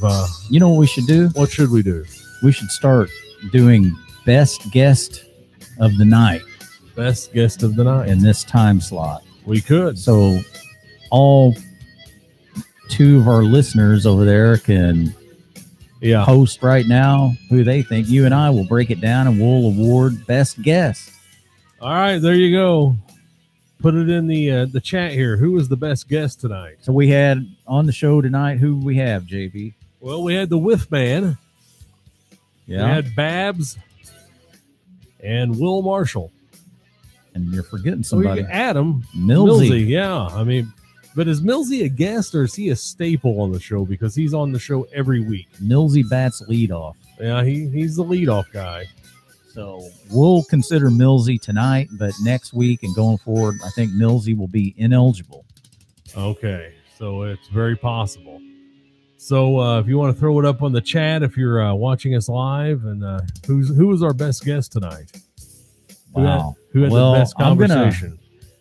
I'm going to have to throw Will Marshall under the bus there. I don't think he's going to take down the trophy tonight simply because he was in the dog pound and that was interfering distractions. So Will, sorry, bud, but you're out of here. Leaves us with Babs and Whiffman. Honestly, I'm going to have to probably put my money on Whiffman. Yeah? Yeah. I mean, Babs, always a good caller, always a good guest, definitely. But Whiffman got a lot of history he was talking about there, you know, and I'm just going to have to say Whiffman. I think Babs would probably even vote for Whiffman, right? He said he was really enjoying this. Well, actually, Babs did. He's chimed in. He says Whiffman. Oh, okay. So, well, unless somebody can put up a better, give us an argument that should be Babs. Looks like Whiffman's going to take it down tonight. And if you want to call in tonight, JB, how do they do that? You could call in and put your vote live on the air, 618-200-9260, right here in the studio. And I'm saying if we don't get a call here in the next 3 minutes, every time, never fails. Yeah. Never fails. Fast Plastic, you're on the air. Fast Plastic Radio, you're on the air. We got a prank caller calling Apparently in. so, yeah. What do you know about that? Apparently nobody really wants to talk to us. That always happens. I know. Maybe they'll call back. That was a 909 number, area code. I don't know. I think that's that might be like California, LA. I don't know. Yeah, I think Try so. calling again if you called in. And there it is. So let's go. There you go. Fast Plastic Radio, you're on the air. Hey, this is Peter Mockabee. How are you doing? Hi, Pete. We're doing pretty good. How about yourself? Doing good. Just wanted to try to promote a tournament I'm having this Saturday. Trying to look for one more team. All right. Go ahead and tell us about it. It's the 5th annual Wiffle Cup. I started it 4 years ago during the last World Cup. It's the very first tournament I put on. So it's a fast pitch and medium pitch combined. It's whoever's the home team gets to decide which rules you play by. Right now I'm at 17, looking for one more to make it a nice 8-team little playoff bracket for us. All right. That is this Saturday in Upland, California. What's the best way to get a hold of you? You could go to my simple little website, which is the leaguelineup.com/SAW. Or you can just email me directly, which is my last name, MOCABEE, and NOW @gmail.com, if anybody's interested. All right, cool deal. So since we got you on the air, Pete, who was the best guest tonight? You could be the tiebreaker. I officially only heard Will Marshall's last 10 minutes due to dinner and being with family. Okay. But I really liked the way he was talking about dealing with fields and just finding competitive players. So I'm going to have to give it to Will, since that's all I've heard so far. I've talked to Whiffman plenty of times, so I'm sure he was a good interview as well. And then, I'm going to give it to Marshall since that's all I've heard so far. All right, man. We appreciate your vote, and thanks for calling in and telling us about the tournament. Good luck on getting that 8th team there, okay? Yeah, definitely. Yeah, thank you. No problem. Thank you. Have a good night. Have a good night, man. All right, so there we go. Looks like we've got a run for our money here. We've got a vote for Will, 2 votes for Whiffman. Whiffman. Yeah. Looks like Whiffman's going to take it, maybe. All right. Well, let's give it, another minute? Why not? 618-200-9260. Hit us in the studio. Man, last week we were just blowing up in here. People calling. Couldn't even take one call because people were calling in, trying to beep in and everything else. So, you never know what you get. It's completely random. I know. It is. It is. Just a reminder, we will not be here next week. You can tune in if you want to, but we won't be here. So that's right. I don't know what you're going to look at. Well, in the meantime, you can go check out the West Coast Wiffle Report, DP, Jim Dalby, or you can go to Two Wiffle Dudes podcast over there at the Two Wiffle Dudes podcast website. I forgot what it actually is, but you can find it. It's pretty easy to track down. West Coast Wiffle Reports on Blog Talk Radio. Yeah, there you go. And also Palisades has a podcast that they do, and maybe you can get over and check out their newest edition of their report. So, big announcement. Big announcement. No Palisades Game of the Week coming up this week. No Game of the Week. No Game of the Week, guys. No Game of the Week. I think Brett's kind of doing like we are. He's going to be doing some upgrading, improvements, doing some behind-the-scenes work to give everybody even better experience. Bigger and better. When they tune in to watch the Palisades WBL Game of the Week on Sundays. Absolutely. Sunday. So definitely. Well, JB, I think I'm about ready to cash them in. Ready to cash it in, are you? All right. Well, guys and gals, until the 15th of August, we'll be back then. So be sure and tune in on the 15th of August right here, 7 p.m., same station, WROC 93.5, The Rock for Fast Plastic Radio. You can check us out on Facebook, YouTube, Fast Plastic channel on YouTube. And remember, we're looking for a new night and a new time. Message us with what you think that should be. So until the 15th, we're out of here. You guys have a great weekend. Be safe and keep it real.